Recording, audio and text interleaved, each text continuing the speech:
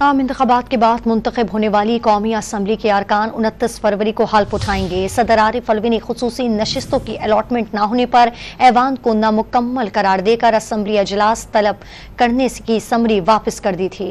صدر مملکت کی جانب سے قومی اسمبلی کا اجلاس بلانے کی سمری حکومت کو واپس بھیجنے کے باوجود اسپیکر راجہ پرویز اشرف نے 29 فروری کی صبح 10 بجے اجلاس طلب کر لیا۔ ڈان اخبار کی رپورٹ کے مطابق قومی اسمبلی سیکریٹریٹ کے میڈیا ونگ نے 16ویں قومی اسمبلی کے پہلے اجلاس کی کوریج کے لیے میڈیا نمائندوں کو دعوت نامے تک بھجوا دیے۔ اخبار کے مطابق گزشتہ ہفتے پارلیمانی افیئرز ڈویژن کی سمری کے جواب میں صدر مملکت نے موقف اختیار کیا تھا کہ ایوان زیری مکمل نہیں ہے، اس لیے وہ اجلاس نہیں بلوا سکتے۔ سیاسی جماعتوں کی جانب سے اجلاس بلانے سے انکار پر صدر کو شدید تنقید کا نشانہ بنایا گیا۔ نون لیگ کے سینیٹر اعظم نذیر تارڑ نے واضح کیا کہ صدر پورے ملک کا ہوتا ہے، آئین کے تحت قومی اسمبلی کا اجلاس 29 فروری کو ہر صورت ہونا ہے۔